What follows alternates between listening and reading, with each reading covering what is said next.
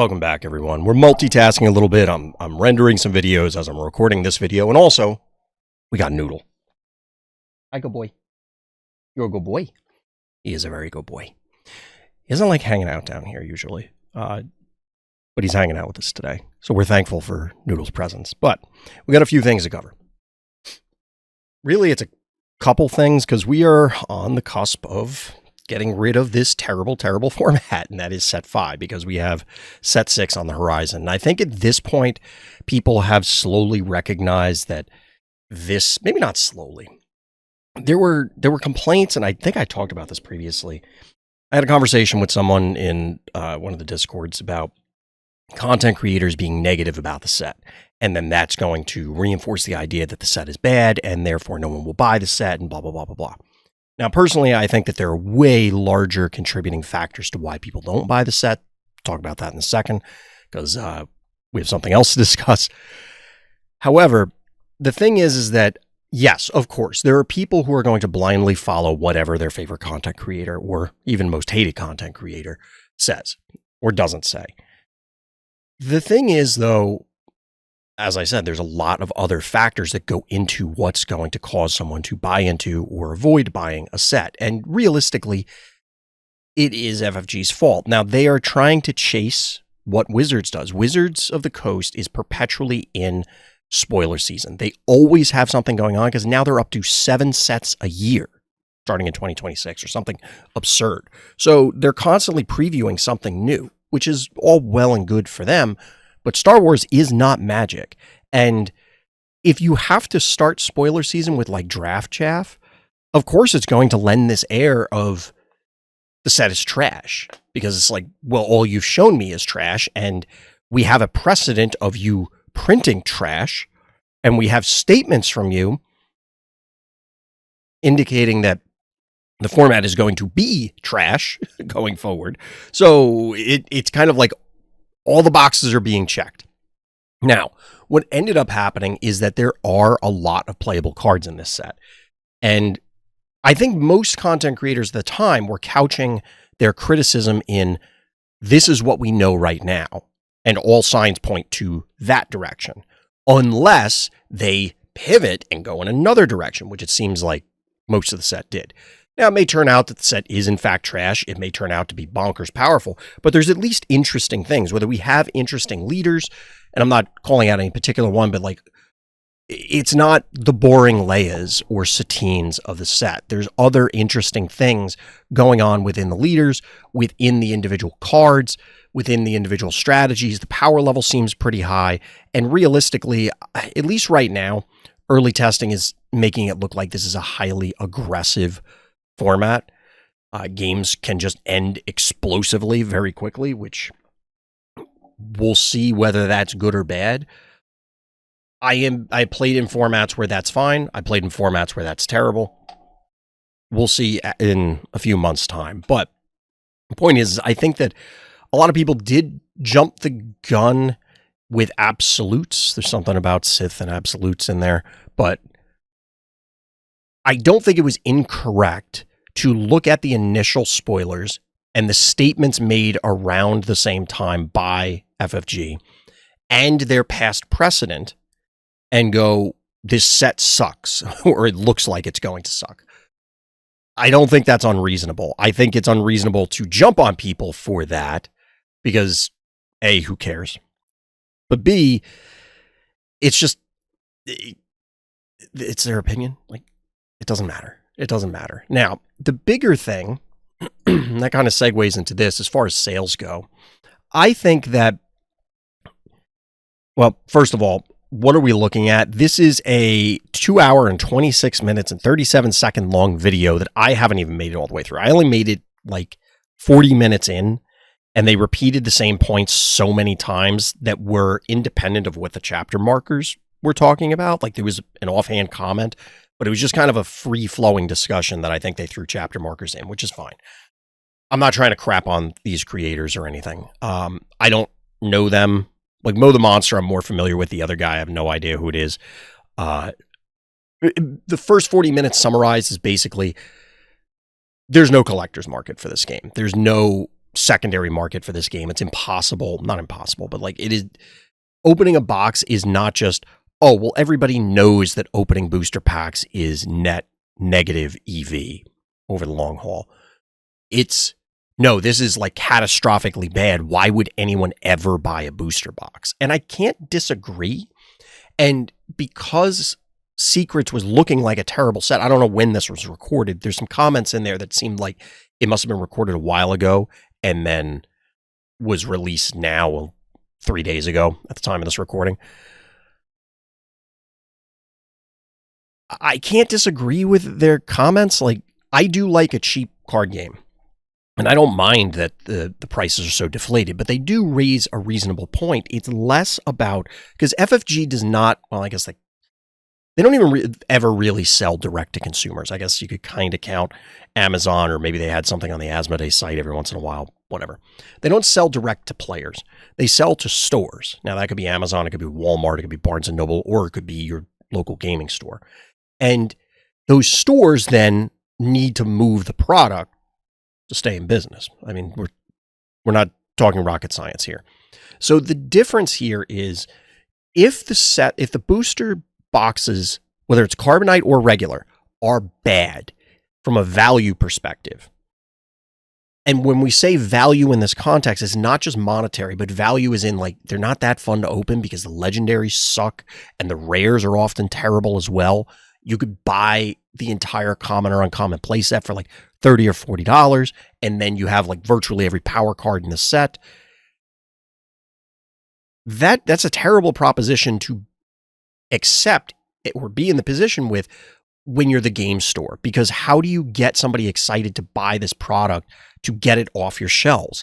And that's the issue. And like I said, that was basically the first 40 minutes. Maybe they changed their tone. I mean, they're talking about like the value of competitive play and prizes here. I haven't gotten that far in because real life stuff.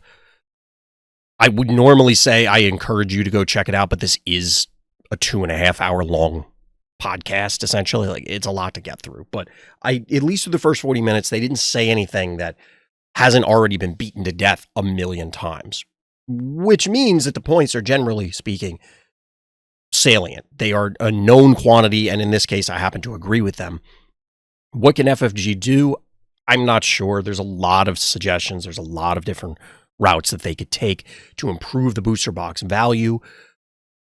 People are talking about like getting rid of Carbonite, putting the prestiges in boxes just at higher rarity. So it's like, oh, there's a chance to get something else cool, but we already have hyperspaces and showcases. Yes, it deflated the showcase prices, but there's no silver bullet. Like, they print too many leaders, so most of the showcases will be garbage because, like, who needs Holdo? Like, it doesn't matter unless next set is resistance themed and then they infuse everything and then suddenly Holdo becomes good, which I highly doubt.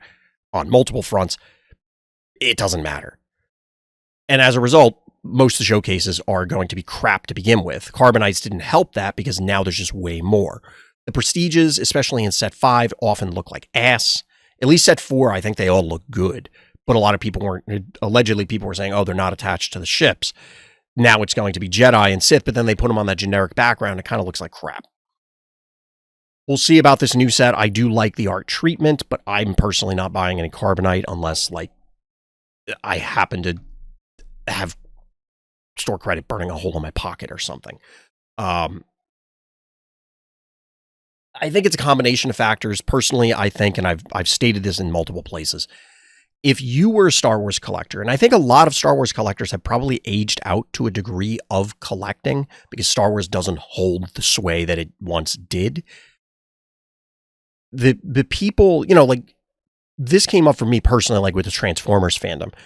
When you hit your early 20s to mid and late 30s, that's your prime collecting period usually, because it's like, I finally have my first job, I've moved out, I have my own space, I have a little bit, and real world economics right now aside. Obviously, everybody's situation is different, but like, it's basically when you have your first opportunity that someone isn't telling you, no, you can't have that, and you have the funds to just get the things that you want. That's when people start collecting stuff.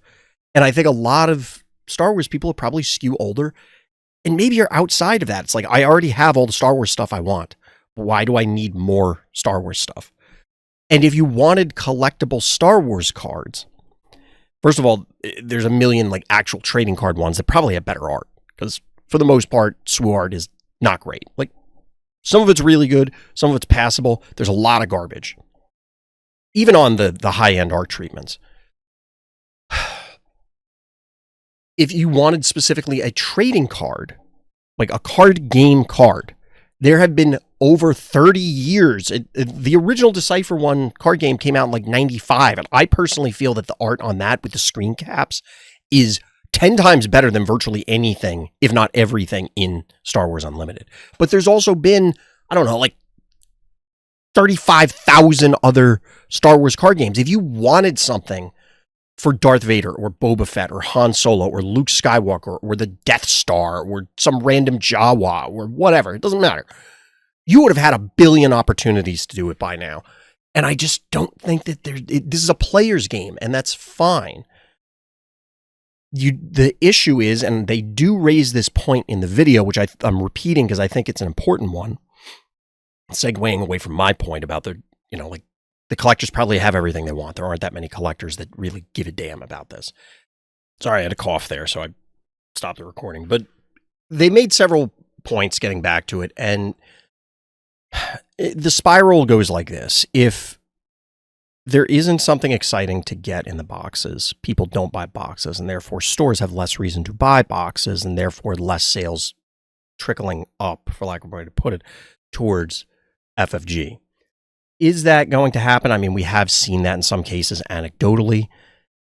I know I've ratcheted back dramatically. Like, I basically don't buy cards anymore, whereas I was buying a lot of cases, we'll say, initially. We'll see.